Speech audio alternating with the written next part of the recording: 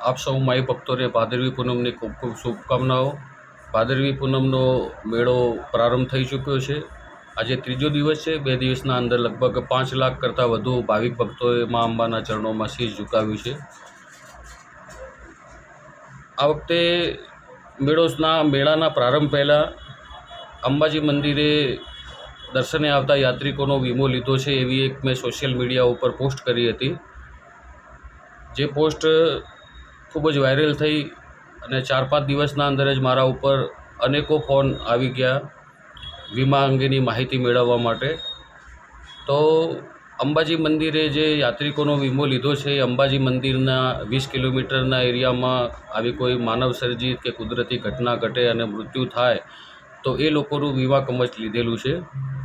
મેળાનો આજે ત્રીજો દિવસ છે, પણ મારા જોડે લગભગ 6 એક્સિડન્ટની વિગતો આવી છે। એ લોકોએ જે સંઘવાળા હતા એમને મારો કોન્ટેક્ટ કરેલો છે। આ 6 એક્સિડન્ટના કેસના અંદર 3 વ્યક્તિના મોત થયેલા છે અને 4 વ્યક્તિ ઘાયલ છે કે જેમને મેજર ઇન્જરી છે, કોઈને હેડ ઇન્જરી છે, કોઈને પગમાં ફ્રેક્ચર છે, પ્લેટ નંખાવવું પડે છે, એમનો ઓપરેશન છે। એક હિંમતનગરમાં ભરતી છે ભાઈ, એક હિંમતનગરથી આગળ બીજું કોઈ ગામ કીધું ત્યાં એ હોસ્પિટલમાં પણ ભરતી છે। તો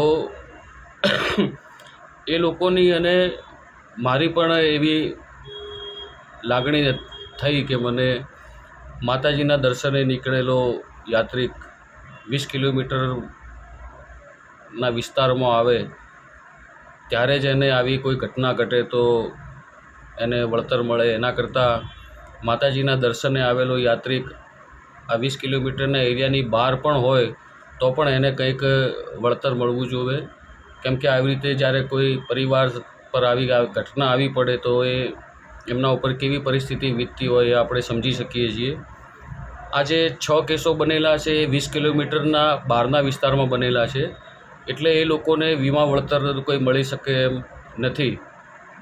પરંતુ આવી અન્ય કોઈ જગ્યાએ કોઈ હોનારત થાય કે કોઈ ઘટના થાય આવી આકસ્મિક, તો સરકાર જેમ મુખ્યમંત્રી રાહત કોષમાંથી ઘાયલોને વળતર ચૂકવે છે, મૃત્યુ પામનારને વળતર ચૂકવે છે, મારી એવી લાગણી છે કે ગુજરાત સરકાર,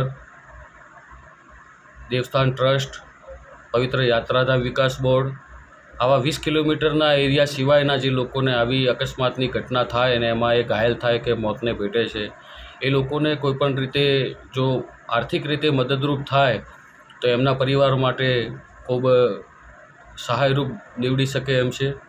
અને મા અંબાનું નામ લઈને પોતાના ઘરેથી નીકળેલો યાત્રિક આવી રીતે રસ્તામાં જ્યારે ધર્મયાત્રાએ નીકળેલો હોય અને આવી રીતે રસ્તામાં કંઈ ઘટના ઘટી જાય એની સાથે, એ બહુ દુઃખની બાબત છે। હું મા અંબાને મૃત્યુ પામનાર દરેકને સ્વર્ગમાં જગ્યા આપે અને ઘાયલ થનારાઓને બહુ ઝડપથી ત્વરિતપણે રિકવર આપે, અને સરકારને મારી વિનંતી છે કે આવા લોકોને જો આપ સહાયરૂપ થઈ શકો તો આપણો ખૂબ ખૂબ આભાર। જય અંબે, જય અંબે।